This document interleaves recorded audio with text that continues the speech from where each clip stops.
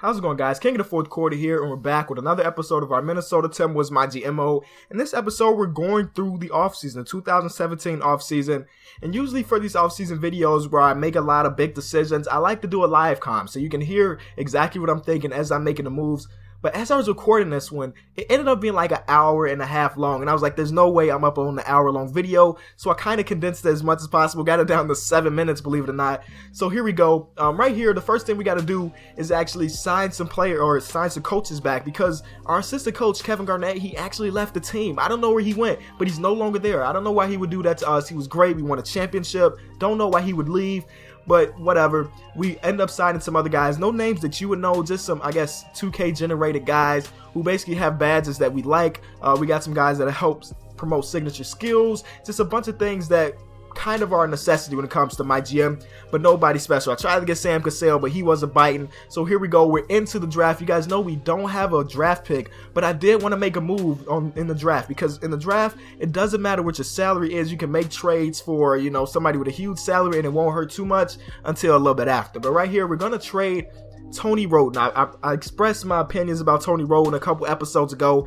Not that he's a bad player or he's a cancer to the locker room or anything, but I just don't like the way he fits in this team. He has really no jumper, even though he was great when we simulated. When I played with him in the playoffs, he was not doing the things I wanted him to do. So we're going to trade him for another backup point guard.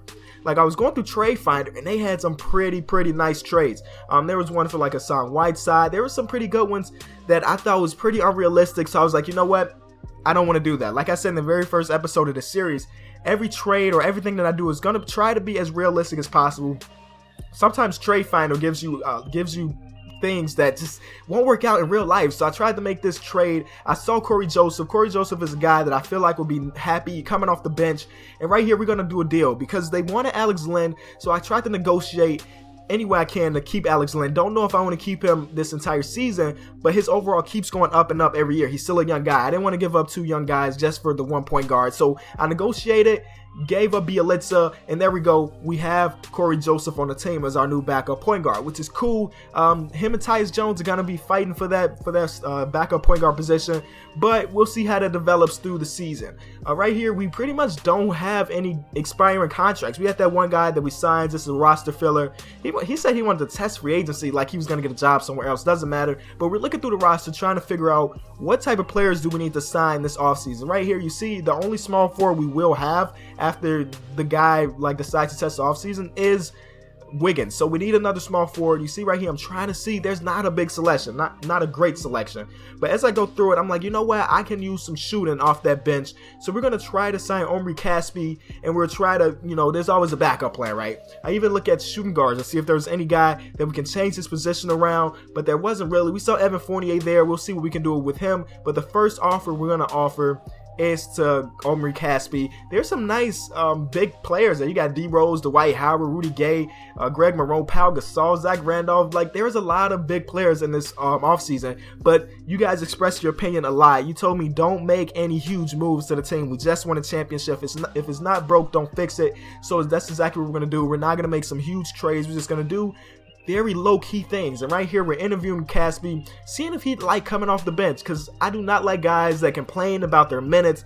So he said he would fit in with that bench role. So that's cool. So what we're going to do, we're going to offer him this contract. Didn't want to give him exactly what he asked for. Hopefully, we didn't lowball him too much, because I don't like spending money. I'm just like a normal GM, man. You don't want to spend money for some player that you're not sure if it's going to work out. So we're going to offer him a pretty low contract compared to what he wanted, and we'll just see if he likes that. So right here, you see he wants about $8,000 between 2 years, and that's pretty big for me. I don't know if I want that for a bench guy, so I almost walked away. I was like, you know what, maybe it's not what we need, but I just up it just a little bit, 6.6 mil for 2 years. Hopefully he accepts that, but you know, there's always a backup plan. So we see Evan Fournier, who's actually, we started this MyGM mode before the season even started. So right now in real life, Evan Fournier has been going crazy. So his overall is about 78. But in my MyGM series, since we started it so early, he's only a 74, which is cool. He still has a nice jumper and everything. So he's our backup plan if Omri Caspi doesn't sign. So let's see what he said exactly what Omri Caspi did. Basically almost verbatim, where he said that I wouldn't mind coming off the bench. And he wanted a little bit more, which is crazy because he's a lower overall. Maybe because he's younger. I'm not too sure. He has some room to develop.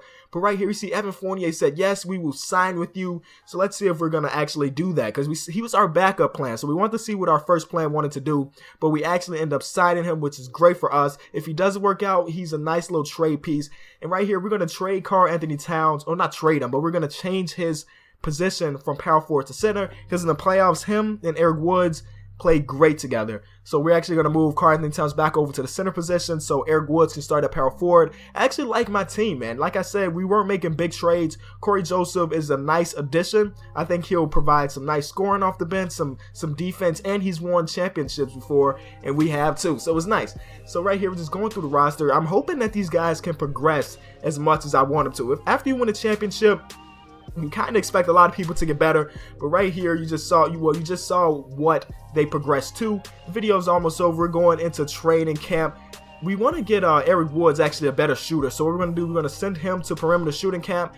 He's he's a power forward, but if you can have a nice stretch forward, that's always good. So each year I feel like I'm going to send him to that camp. And then we're going to send Zach LaVine to potential camp, because his potential was only a B, and his overall didn't move at all when we got to progression. So it's not good. But basically what we're going to do, we're going to advance to the next season, and we can take a look what Eddie Chase, our owner, wants us to do. Everything he told us he wanted to do is actually doable. So I'm hoping that we can accomplish everything he wants. Right now we have 100% trust. He trusts us 100%, which is crazy. I didn't expect that, but we did just win a championship. We always keep our promises. That was the very first thing he told us in the first episode. Keep your promises to your players, to your coaches, and we've done that great. I feel like I'm one of the best GMs out here, man. We turned this team around completely in 1 year. Now we're trying to go for the repeat. But let's get the season started, man. We're going to show you guys the very finished rotation. Not sure what I want to do about the Gorgie Dang, Alex Len dilemma. Both of you guys are actually really good.